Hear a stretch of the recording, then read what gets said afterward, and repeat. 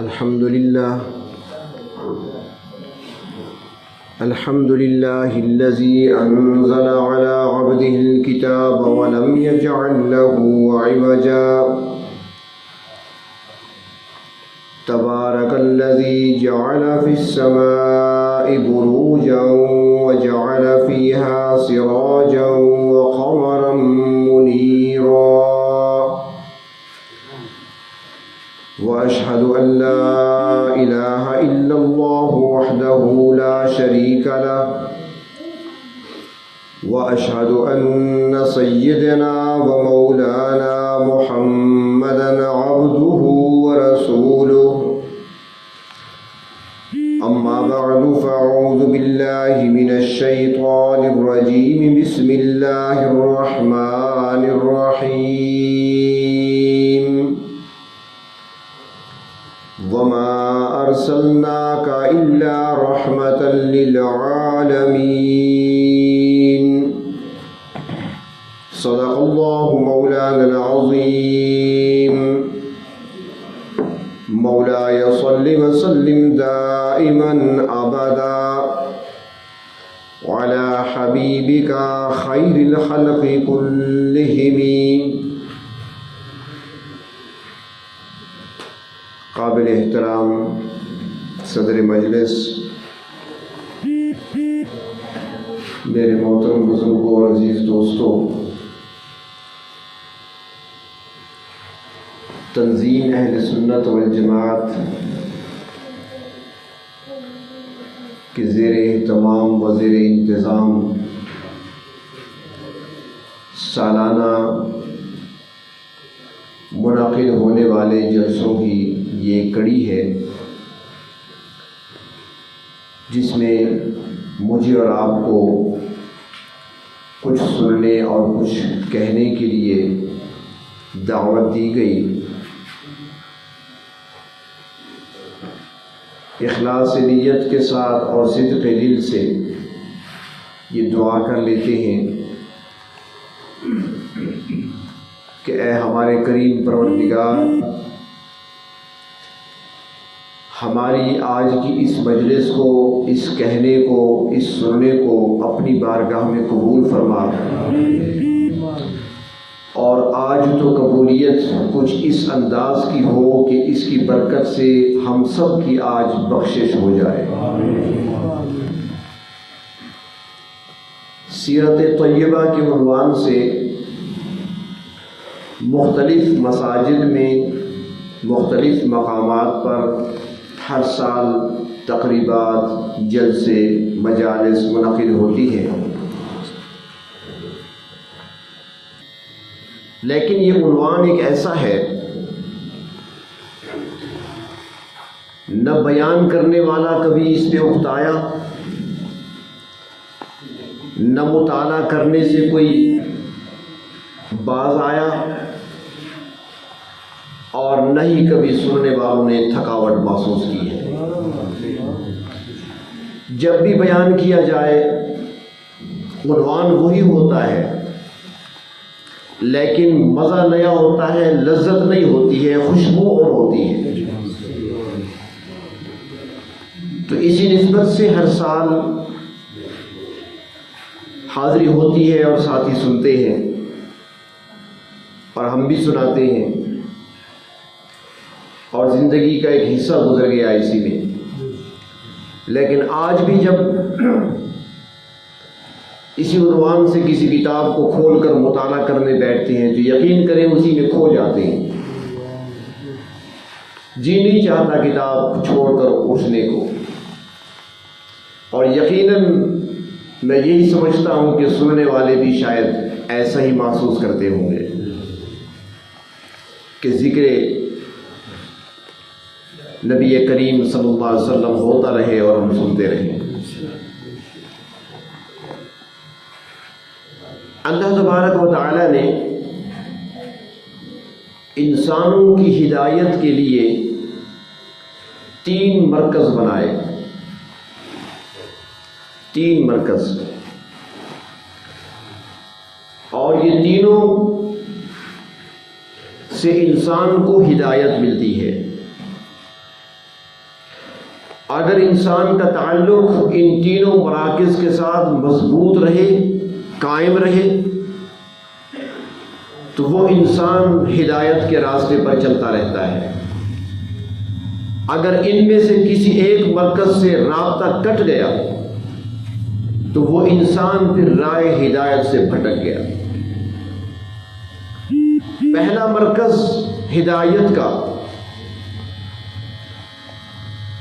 وہ سرزمین حجاز میں ہے، جس کو بیت اللہ کہا جاتا ہے۔ اللہ تبارک و تعالی نے اس دھرتی پر، اس زمین پر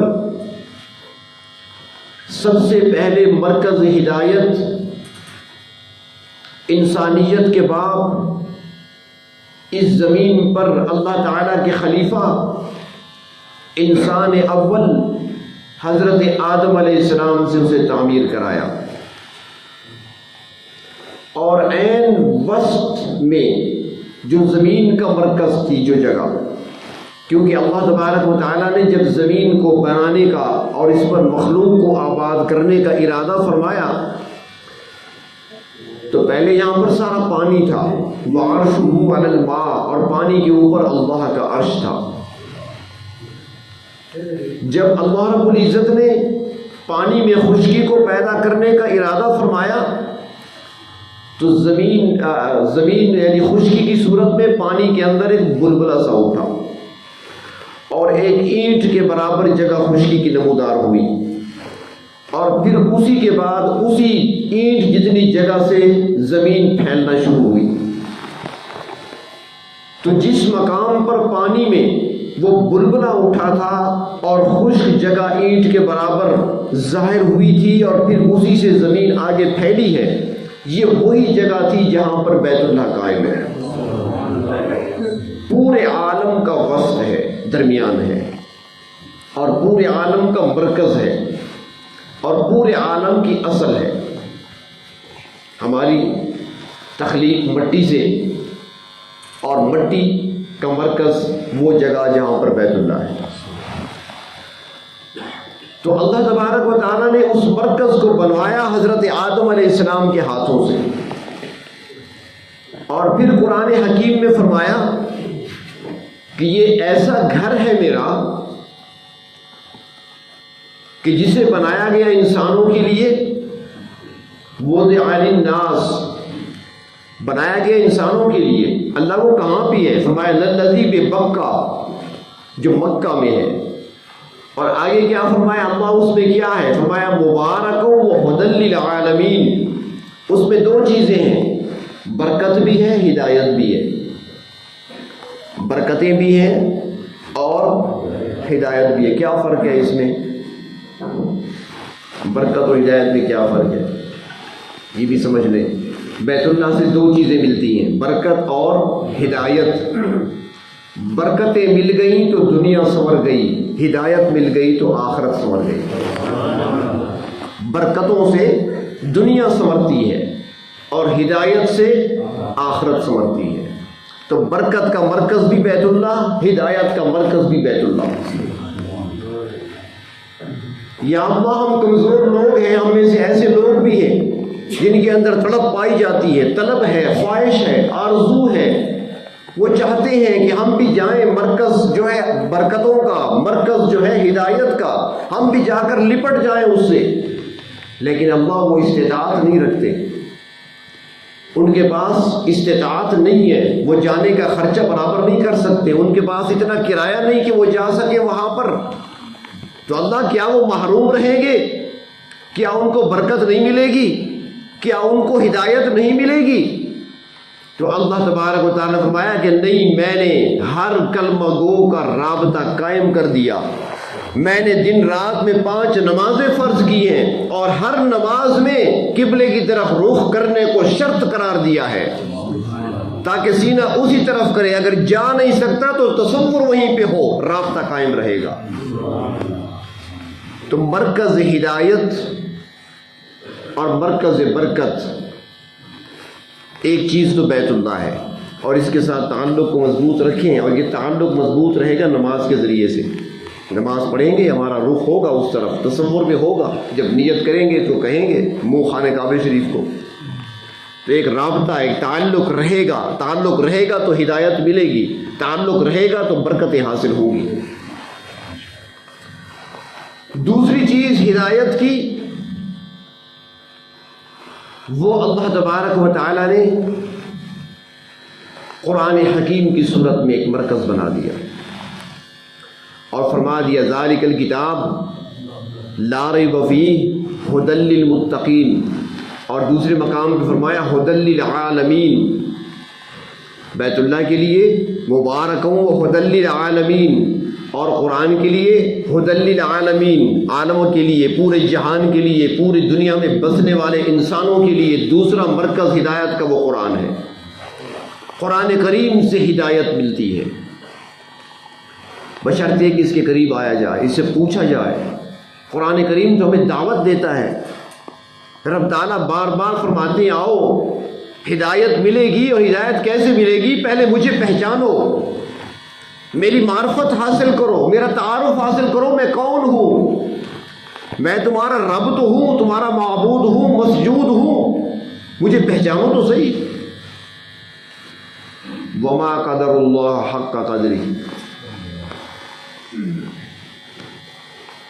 اللہ تعالیٰ نے بڑے عجیب انداز سے ہمیں قرآن حکیم کو ذرا دیکھیں نا، بڑے عجیب انداز سے غور و فکر کی دعوت دی ہے، اور ہمارے ضمیر کو جھنجھوڑا ہے مختلف انداز سے، ہماری عقل کو کھولنے کی کوشش کی ہے، اور ایسی مثالیں بیان فرمائی ہیں جس کے لیے کالج یونیورسٹی جانے کی ضرورت ہی نہیں ہے، جس کے لیے کسی مدرسے میں استاد کے سامنے بیٹھنے کی ضرورت نہیں، جس کے لیے کسی مدرس کے سامنے بیٹھ کر کتابیں پڑھنے کی ضرورت نہیں ہے، اتنی عام سی مثالیں بیان فرمائی۔ مثال کے طور پر ایک جگہ قرآن حکیم دعوت دیتا ہے فَلْيَنْظُرِ الْإِنسَانُ إِلَىٰ طَعَامِهِ، یہ تقریباً آخری پارے میں ہے، اور اکثر یہ آخری پارے کی صورتیں صبح کی نماز میں پڑھی جاتی ہیں، اکثر آپ بھی سنتے ہوں گے، قاری زبان پڑھتے ہوں گے، سورۃ عبس۔ فَلْيَنْظُرِ الْإِنسَانُ إِلَىٰ طَعَامِهِ،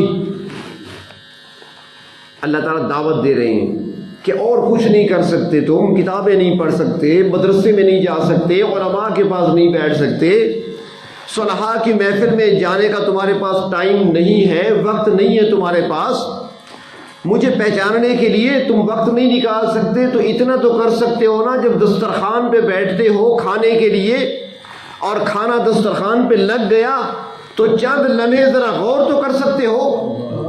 اس کے لیے تو کسی کتاب کی ضرورت نہیں ہے، اس کے لیے کسی محدث مفسر کی ضرورت نہیں ہے، کھانا آ گیا، روٹی آ گئی تمہارے سامنے، دسترخوان پہ لگ گئی، 2 منٹ کے لیے سر جھکا کے ذرا بیٹھ جاؤ، یہ روٹی کیسے مجھ تک پہنچی ہے؟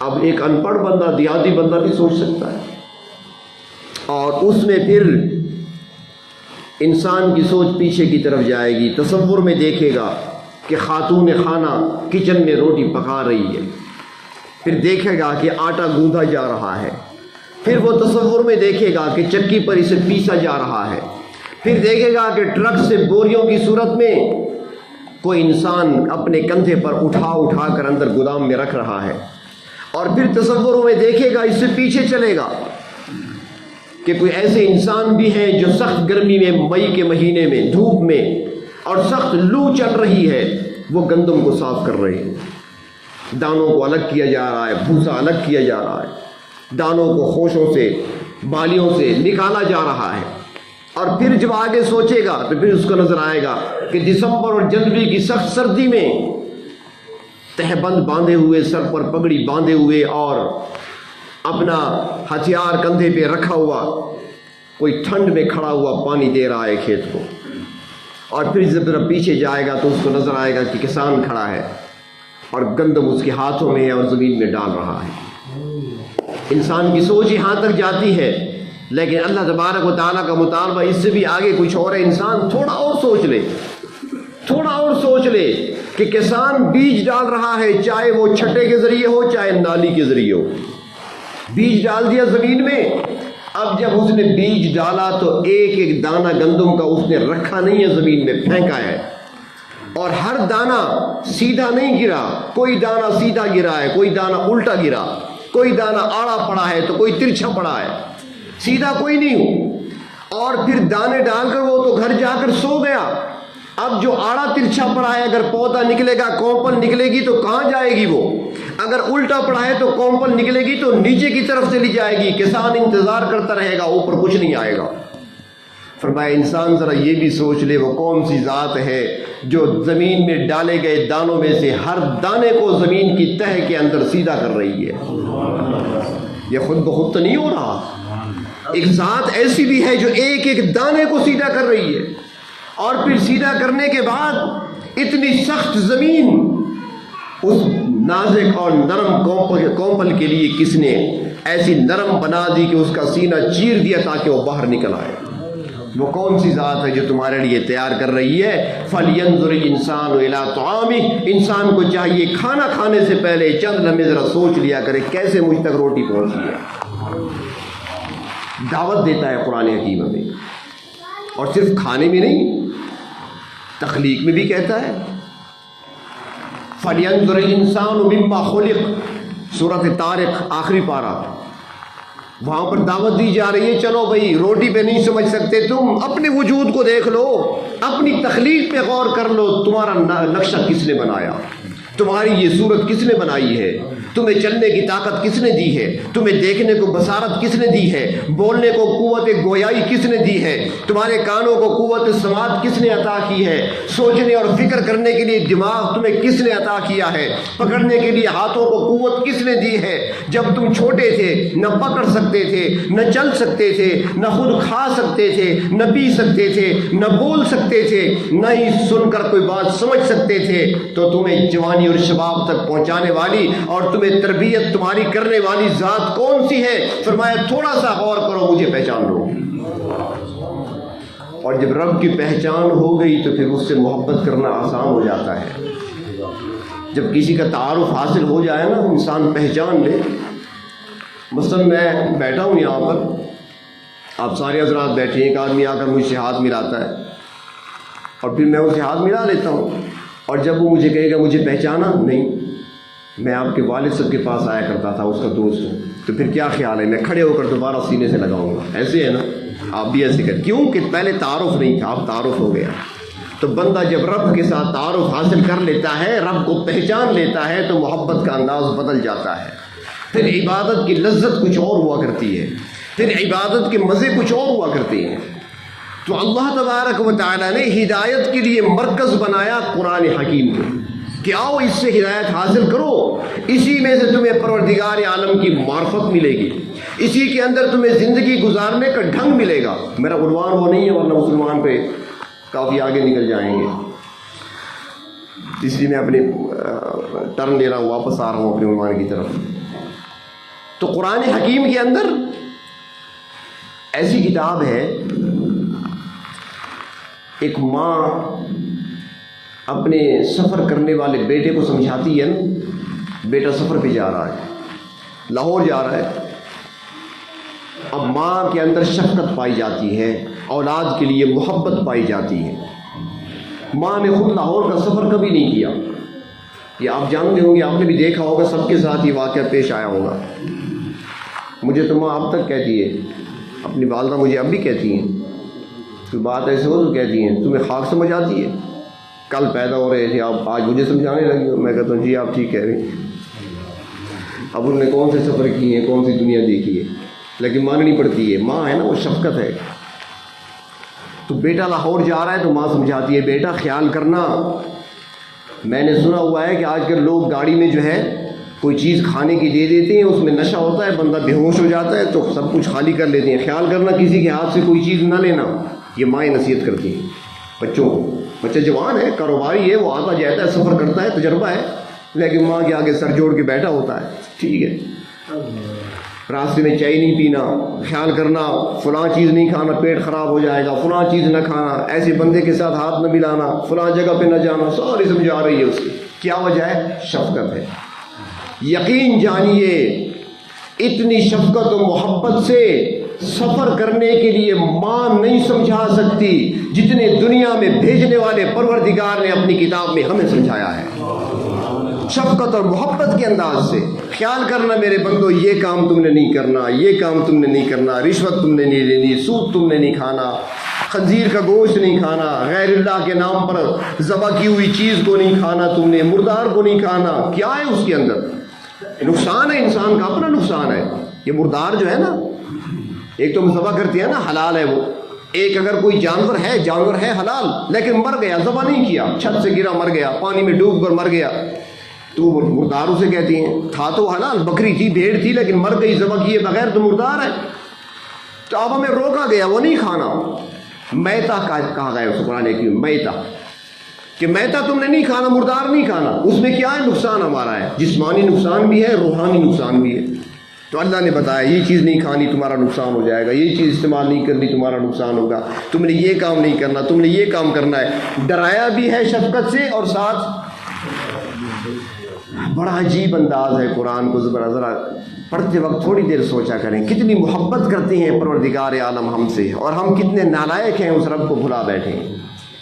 اتنی محبت، یقین کریں کہ یہاں پر آپ حضرات بیٹھی ہیں، حفاظ اکرام بھی بیٹھے ہیں، یہ ذرا غور کرنا، اس بار جب تلاوت کرنا تو اس پہ غور کرنا شروع سے لے کر آخر تک۔ جہاں بھی اللہ تبارک و تعالیٰ نے کافروں کے لیے سزاؤں کا ذکر کیا ہے، جہاں بھی قرآن حکیم میں کفار کے لیے سزاؤں کا، عذابوں کا، جہنم کا تذکرہ کیا ہے، اس کے فوراً بعد جنت کی نعمتوں کا تذکرہ فرمایا۔ اور یہ کیوں؟ ایک دن میں دیکھ رہا تھا تفسیر کو، تو سوچ رہا تھا آخر ایسا کیوں ہے؟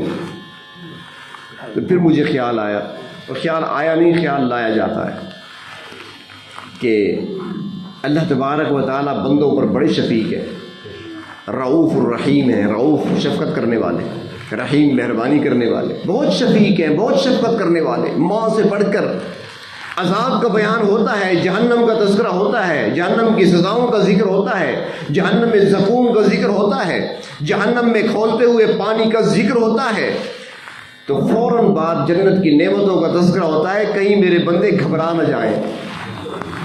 یہ شفقت ہے، عذابوں کا ذکر کر کے فوراً جنت کی نعمتوں کا تذکرہ، میرے بندے گھبرا نہ جائیں، ڈر نہ جائیں، میری نعمتیں بھی ہیں، عذاب تو ہے، نعمتیں بھی ہیں۔ مثال کے طور پر ان الذین کفروا من اہل الکتاب والمشرکین فی نار جہنم خالدین فیہا اولئک هم شر البریہ، فوراً ان الذین آمنوا وعملوا الصالحات کانت لهم جنات الفردوس، فوراً جنت کا تذکرہ۔ تو جہاں بھی ذکر آئے گا جہنم کا، عذابوں کا، سزاؤں کا، تو فوراً نعمتوں کا ذکر، تاکہ بندے میرے ڈر نہ جائیں۔ تو اللہ تبارک و تعالیٰ نے قرآن حکیم کو انسانیت کے لیے ہدایت کا مرکز بنایا، اور کوئی ایسی فائدے کی چیز نہیں تھی جو اس میں بیان نہ کی گئی ہو، اور کوئی ایسی نقصان کی چیز نہیں ہے جس میں بیان نہ کی گئی ہو۔ پہلا مرکز بیت اللہ، دوسرا مرکز قرآن حکیم، اور تیسرا مرکز وما ارسلناک الا رحمۃ للعالمین۔ تیسرا مرکز آپ صلی اللہ علیہ وسلم کی ذات اقدس کو بنایا گیا۔ ان کے ساتھ اپنے تعلق کو رابطہ رکھو، مضبوط رکھو، تعلق، محبت کا تعلق رکھو، اتباع کا تعلق رکھو، نسبت کا تعلق رکھو، تب تو ہدایت ملے گی۔ اور اگر یہ تعلق کمزور پڑ گیا تو نقصان ہوگا، تعلق ٹوٹ گیا تو ہلاکت ہوگی۔ اور آپ کو پورے عالم کے لیے رحمت بنا کر بھیجا۔ اور رحمت کیسی؟ قرآن حکیم میں اللہ تبارک و تعالیٰ ایک مثال دیتے ہیں بارش کی۔ هو الذی ارسل الریاح، اللہ تبارک و تعالیٰ نے ہواؤں کو چلایا، اور ہوائیں کیسی؟ بشرم بین یدی رحمتی، رحمت نازل ہونے سے پہلے خوشخبری سنانے کے لیے۔ مثال دیکھیں، بارش کو رحمت کہا جاتا ہے نا، ہم بھی رحمت کہتے ہیں، تو رحمت برسنے سے پہلے ٹھنڈی ہواؤں کو چلا دیتا ہے، اور ان ہواؤں سے اندازہ ہو جاتا ہے کہ بارش آ رہی ہے۔ تو اپنے محبوب کو اللہ نے عالم کے لیے رحمت بنایا، اور اس رحمت کے آنے سے پہلے بھی ٹھنڈی ہوائیں چلا دیں کہ میری رحمت آ رہی ہے. اور وہ ہوائیں کبھی موسیٰ علیہ السلام کی دعاؤں کی صورت میں ہیں، کبھی حضرت دانیال کی دعاؤں کی صورت میں ہیں، کبھی حضرت شیس اور آدم علیہ السلام کی وصیتوں کی صورت میں ہیں، تو کبھی عیسیٰ علیہ السلام کی خوشخبری کی صورت میں ہیں، کبھی موسیٰ علیہ السلام کی واعظ کی صورت میں ہیں، کبھی حضرت خضر کے ہاتھوں بننے والی دیوار کے نیچے دفن تختیوں کی صورت میں ہیں، کبھی حضرت موسیٰ علیہ السلام کے ہاتھ سے لکھے ہوئے پتھر پر تحریر کی صورت میں ہیں. اللہ نے ہوائیں پہلے چلا دی، میری رحمت آنے والی ہے، رحمت آ رہی ہے. اور جب بارش آتی ہے، وہ رحمت آتی ہے، تو اللہ نے کیا فرمایا؟ سقناہ الی بلد میت، ہم چلاتے ہیں اس بارش کو. کہاں لے جاتے ہیں؟ مردہ زمین کی طرف اس بارش کو لے جاتے ہیں. رحمت، یہ بھی رحمت، بارش بھی رحمت، اللہ کے محبوب بھی رحمت. بارش جاتی ہے مردہ زمین کو زندہ کرنے کے لیے، اور یہ رحمت جب آئی تو اس وقت اس دھرتی پر سب سے زیادہ مردہ زمین وہ حجاز کی زمین تھی. حجاز کی زمین سب سے زیادہ مردہ زمین تھی، جہاں پر ظلم اور کفر کی آندھیاں چل رہی تھی، جہاں پر ہر طرف شرک کی تاریکی اور اندھیرے چھائے ہوئے تھے، جہاں پر ظلم ہو رہا تھا، جہاں پر چوری ڈکاتی کو رواج سمجھا جاتا تھا، آنے والوں کو لوٹنا فیشن بن چکا تھا. ظلم اتنا تھا کہ بیٹیوں کو زندہ درگور کیا جاتا تھا، زندہ بیٹیوں کو دفن کر دیا جاتا تھا، اور شرم کی وجہ سے اتنا ظلم ہو رہا تھا. اور صرف یہ نہیں کہ وہاں پہ تھا، ظلم باقی عالم میں بھی تھا. جو اس وقت متمدن حکومتیں تھیں، روم کی سلطنت تھی، عیسائیوں کے پاس تھی، وہاں پر عیسائیت تھی. تو اس زمانے میں یہ بھی جملہ سنتے جائیں، آج عورتوں کے حقوق کے نعرے لگانے والے وہ عیسائی اداروں کی مشنری ادارے، عیسائیوں کی طرف سے ان کی NGOs جو آج عورت کی آزادی کے نام پر ہمیں روڈوں پہ نظر آتے ہیں، فنڈ دیتے اور لیتے ہوئے نظر آتے ہیں. ذرا ان کا وہ چہرہ بھی دیکھیں. نبی اکرم صلی اللہ علیہ وسلم کی آمد سے قبل یورپ میں اجلاس بلایا گیا، سارے بڑے بڑے پادری جمع ہوئے، اور وہ پادری اس بات پر بحث کر رہے تھے کہ یہ فیصلہ کیا جائے کہ عورت انسان ہے یا انسان نما جانور ہے جو انسان کی خدمت کے لیے پیدا کیا گیا ہے. یہ تو عورت کو انسان ماننے کے لیے تیار نہیں تھے، اسے تو انسان مانا اسلام نے ہے، عورت کو مقام تو اسلام نے دیا ہے. تو آج وہ دعویٰ کرنے والے ذرا اپنے کردار پہ غور کریں. اسلام نے عزت دی ہے عورت کو. تو میں عرض کر رہا تھا کہ حجاز کی سرزمین ہر طرف کالے اندھیرے چھائے ہوئے تھے، ظلم کے اندھیرے، کفر کے اندھیرے، شرک کے اندھیرے ہر طرف پھیلے ہوئے تھے. اور اس عالم میں اللہ تبارک و تعالیٰ نے وہ رحمت والے بادل کو اس زمین کی طرف چلا دیا.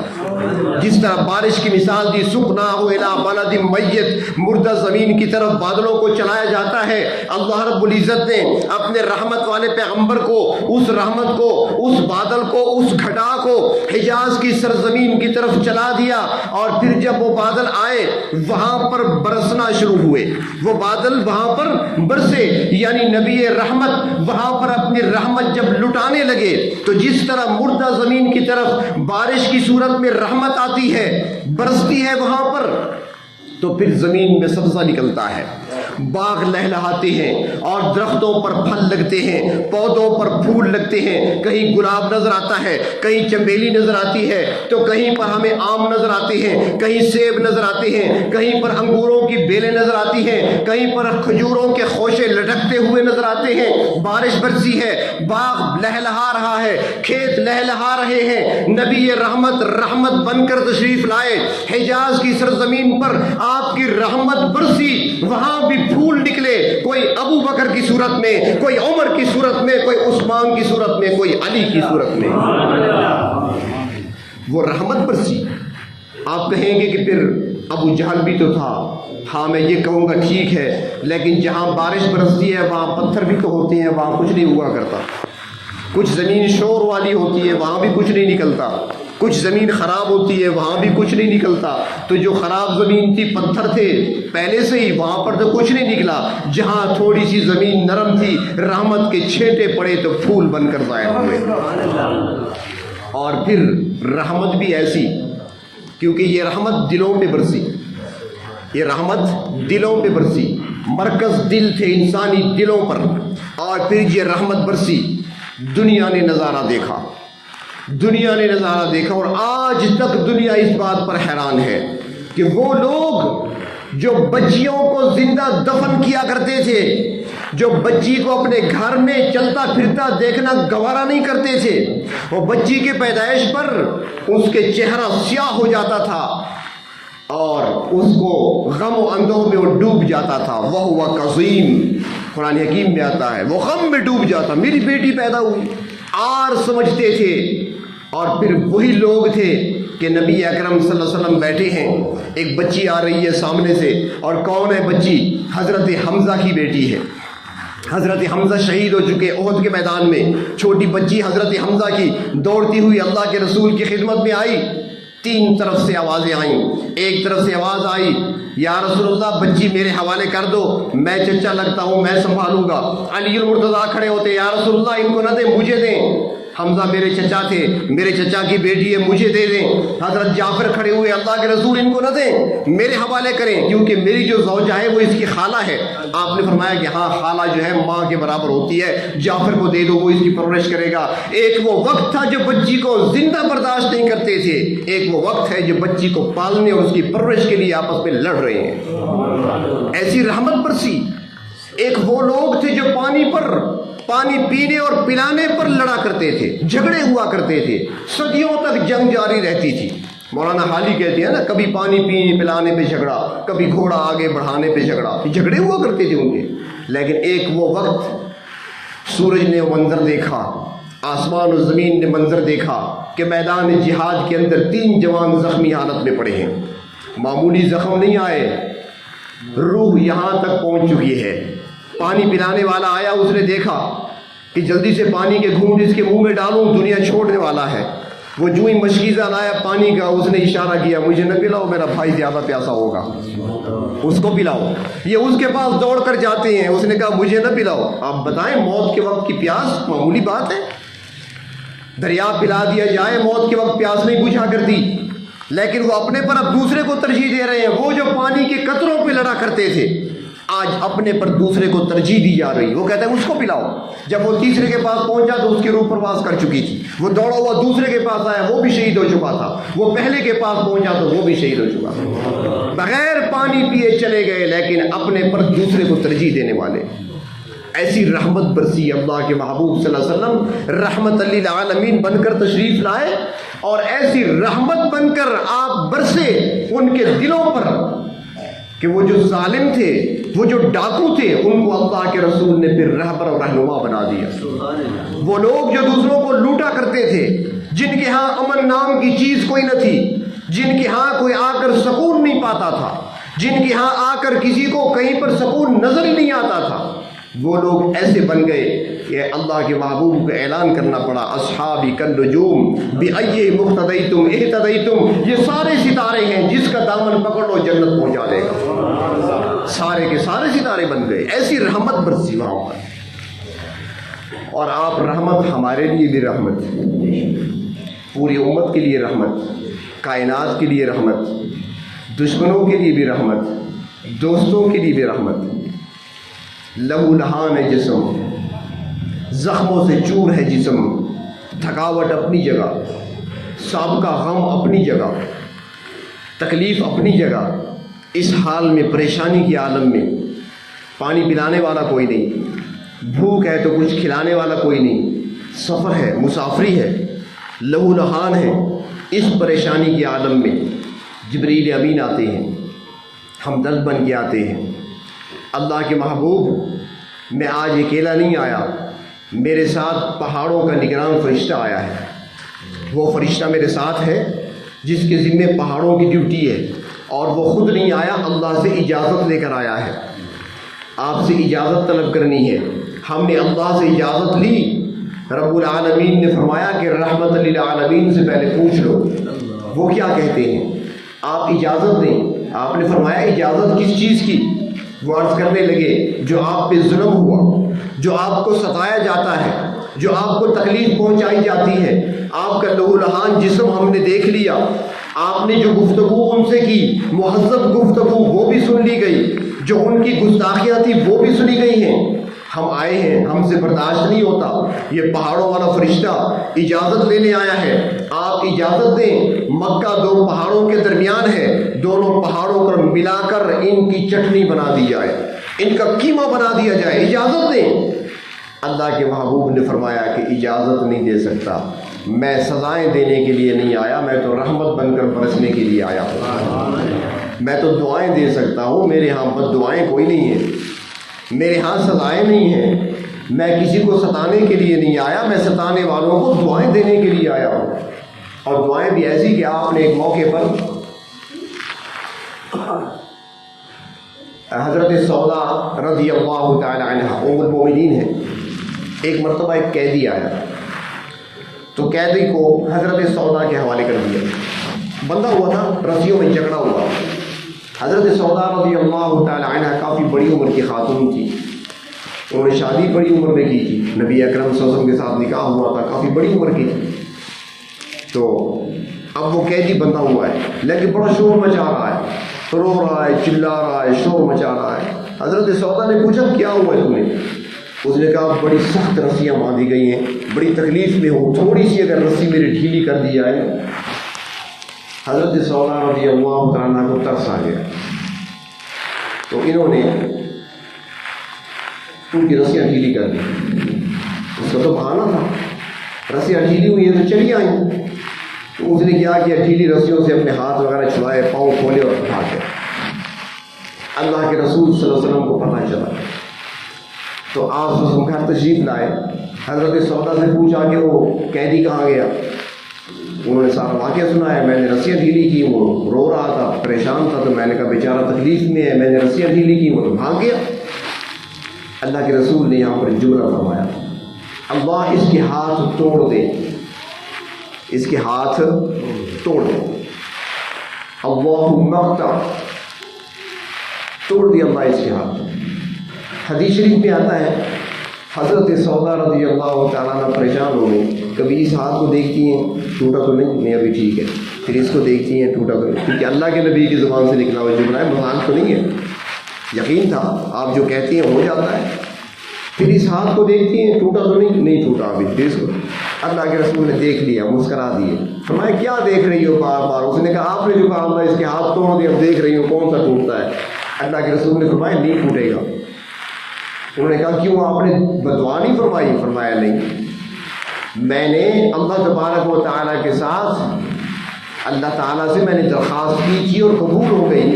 میں نے درخواست یہ کی تھی، یا اللہ میں اگر کسی کو غصے کے عالم میں بددعا دے بھی دوں نا، اگر وہ مستحق نہیں ہے تو بددعا اس کے لیے دعا بنا دینا، تو میری بددعا دعا بنے گی۔ آپ مستحق نہیں ہیں، آپ کی غلطی کوئی نہیں، ہاں جو مستحق ہوگا اس کو لگے گی۔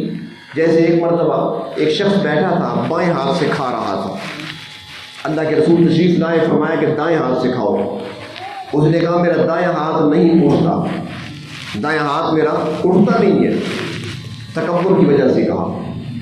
اللہ کے رسول نے فرمایا کہ اللہ کرے تیرا ہاتھ کبھی نہ اٹھے۔ اس کا ہاتھ فوراً چل ہو گیا اور ساری زندگی وہ ہاتھ چل رہا، اس سے کوئی کام نہیں کر سکتا۔ تو جو مستحق تھا وہ دعا لگ گئی۔ میں عرض کرنے کا مقصد یہ تھا کہ آپ رحمت ایسی کہ آپ فرماتے ہیں اگر بددعا نکل بھی جائیں اللہ تو ان کے لیے دعا بنا دینا۔ ایسی رحمت ساری دنیا سوتی تھی، راتوں کو جاگ جاگ کر آپ سجدے میں پڑے ہوتے تھے، اللہ میری امت کی بخشش فرما، ہمارے لیے دعائیں کرتے تھے۔ اور ایسے مہربان، ایسے شفیق کہ روز قیامت، چونکہ قیامت کے احوال بتا دیے، مناظر بتا دیے، قرآن نے بتا دیے، کچھ آپ نے بتا دیے، وہاں پر کتنا ہولناک مناظر ہوں گے۔ انبیاء علیہ السلام بھی بعض اوقات نفسی نفسی پکاریں گے، ایسے موقع آئیں گے کہ کسی کو کسی کا ہوش نہیں رہے گا۔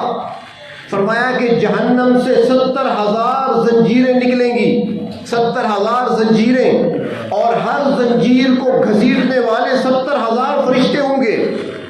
ایک فرشتے کی طاقت کتنی ہوتی ہے؟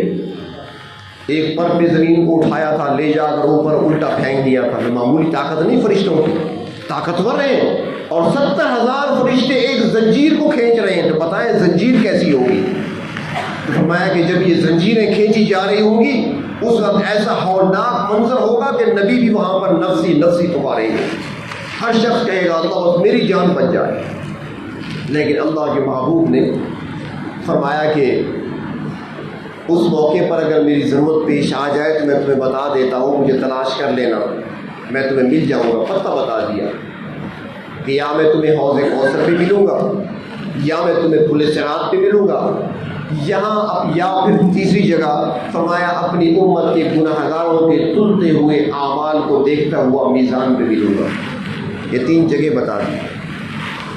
اور ایک بات آپ نے شفقت فرماتے ہوئے اور بھی بتائی ہے, کیونکہ ان پروگراموں کا جو مقصد ہوتا ہے وہ صرف سنانا نہیں ہوتا, بلکہ مقصود یہ ہوتا ہے کہ کچھ عملی صورت بھی نکل آئے, کچھ نہ کچھ عملی بات بھی ہو, تاکہ عمل کر کے ہم فائدہ بھی حاصل کریں.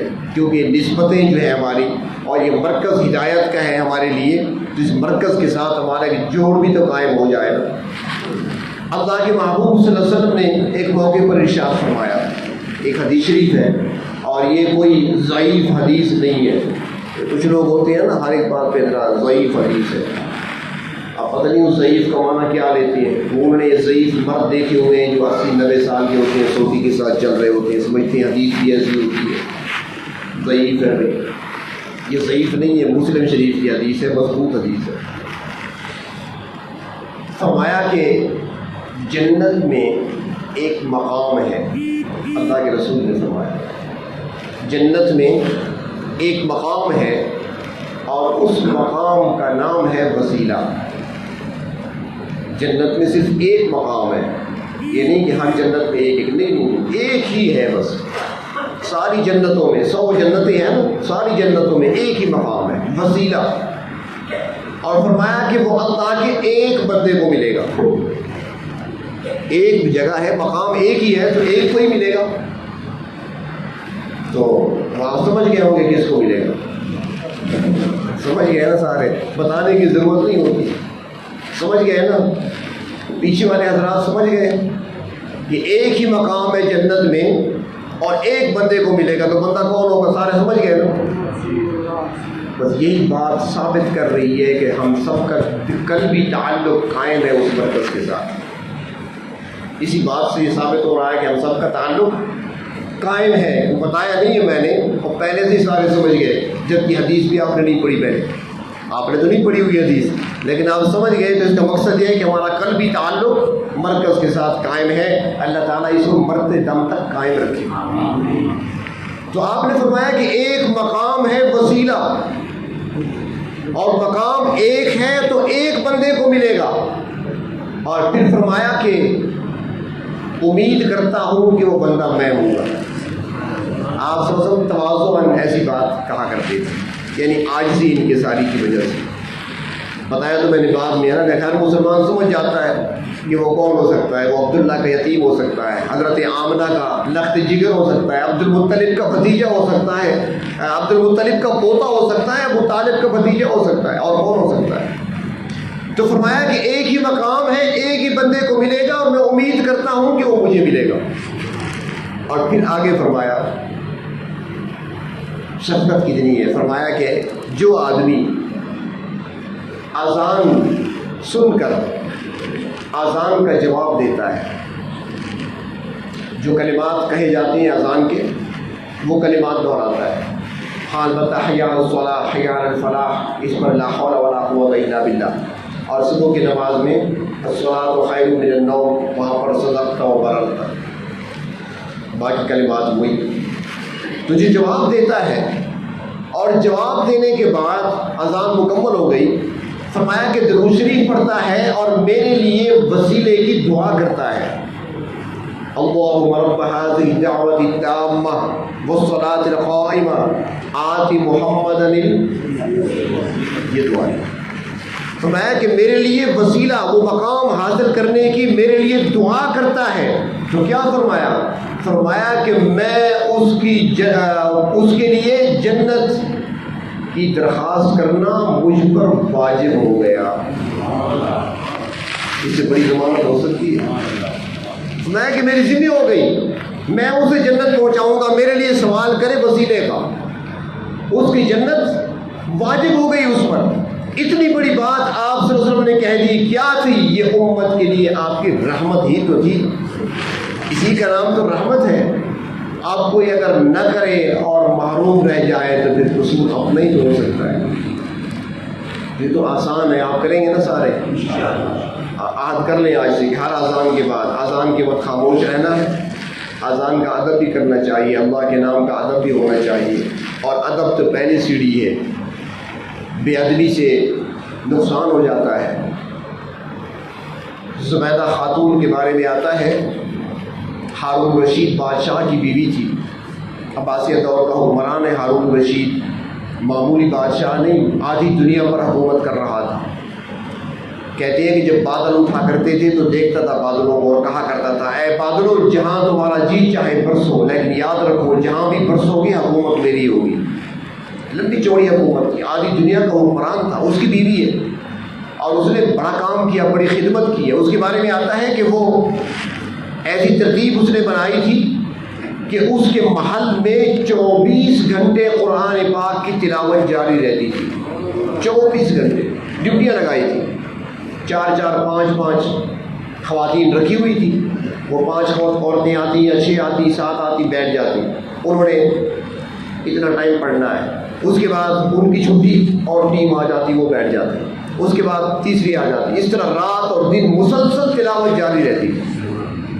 اس کے علاوہ سب سے بڑا اس کا جو کام تھا وہ اس نے نہر بنوائی تھی عراق سے لے کر عرفات کے میدان تک, جس کی باقیات آج بھی باقی ہیں. اور وہ نہر صدیوں تک حاجیوں کے لیے سیرابی کا کام دیتی رہی. صدیوں تک, کئی صدیاں وہ چلی ہے اور اس میں پانی جاتا تھا, حاجی صاحبان استعمال کرتے تھے, عرفات تک پانی پہنچتا تھا. آج بھی وہ نہر باقی ہے. اب تو جگہ جگہ ٹوٹ چکی ہے, لیکن اب تو پانی ویسے ہی پہنچ گیا دوسرے ذرائع سے. تو اتنا بڑا کام اس نے کیا. اس کے بارے میں آتا ہے کہ جب اس کی وفات ہوئی تو کسی نے خواب میں دیکھا اور اس سے کہا, زبیدہ کیا بنا تمہارے ساتھ؟ تمہارا تو ایک کارنامہ جو نہر کا ہے یہ بڑا عظیم کارنامہ ہے اور یہی تمہارے پورے خاندان کی نجات کے لیے کافی ہے. اس کے علاوہ باقی نیکیاں تو اپنی جگہ. زبیدہ جواب میں کہنے لگی کہ یہاں پر سب کچھ ہوا ہو گیا. جب میں آئی نا یہاں پر تو سب کچھ ہوا ہو گیا. تو پھر کیا کام آیا؟ اس نے کہا ایک بات کام آئی. پروردگار عالم نے فرمایا, میری بندی ساری چیزیں اپنی جگہ چھوڑ دے, جانے دے, تیری ایک ادا ہمیں پسند آئی ہے. ادا وہ کون سی؟ فرمایا کہ ایک دن تو اپنی سہیلیوں کے ساتھ اپنے شاہی باغ کی سیر کر رہی تھی. سہیلیوں کے ساتھ, لڑکیوں کے ساتھ شاہی باغ میں تھی, سیر کر رہی تھی, گھوم پھر رہی تھی درختوں میں, کہ قریب کی مسجد سے اذان کی آواز بلند ہوئی, اللہ اکبر کی صدا بلند ہوئی. تیرے سر پہ دوپٹہ نہیں تھا, تو نے فوراً اپنے سر پہ دوپٹہ ٹھیک کر لیا, اپنے بالوں کو چھپا لیا. میرا نام سن کر تو نے جو احترام کیا تھا اس کی وجہ سے آج تیری بخشش کرتے. آذان کا ادب کیا کریں. ہمارے دادا پیر شیخ التفسیر حضرت اقدس حضرت مولانا احمد علی لاہوری رحمۃ اللہ علیہ, وہ فرمایا کرتے تھے کہ میرا بارہا کا تجربہ ہے کہ جو لوگ آذان کی بے ادبی کرتے ہیں, آذان کے وقت خاموش نہیں ہوتے, بولتے رہتے ہیں, فرمایا میں نے دیکھا ہے کہ مرتے وقت کلمہ نصیب نہیں ہوتا. اور فرماتے ہیں کہ ہم نے دیکھا ہے, بارہا دیکھا, کہ جو آذان کا ادب کرتے ہیں اور خاموش ہو جاتے ہیں, بولنا چھوڑ دیتے ہیں, فرمایا ہم نے دیکھا ہے کہ موت کے وقت ان کو کلمہ نصیب ہوتا ہے. اس لیے آذان کا ادب بھی کیا کریں, احترام بھی کیا کریں. اور اللہ کے محبوب صلی اللہ علیہ وسلم نے جو نسخہ ہمیں شفقت فرماتے ہوئے عطا کر دیا, ہم اس کو بھی کام میں لائیں اور آپ صلی اللہ علیہ وسلم کی شفاعت ہمیں حاصل ہو جائے گی. کیونکہ آپ خود فرماتی ہیں کہ میری شفاعت واجب ہو گئی, اور جب واجب ہے شفاعت تو جنت واجب ہو گئی. تو آسان بنا دیا آپ نے راستہ, تو آسان سا نسخہ بتایا ہے, تو اس پہ عمل کریں. اللہ تبارک و تعالیٰ ان تینوں مراکز کے ساتھ ہمارے تعلق کو مضبوط رکھیں اور اپنے محبوب صلی اللہ علیہ وسلم کی سچی محبت اور کامل اتباع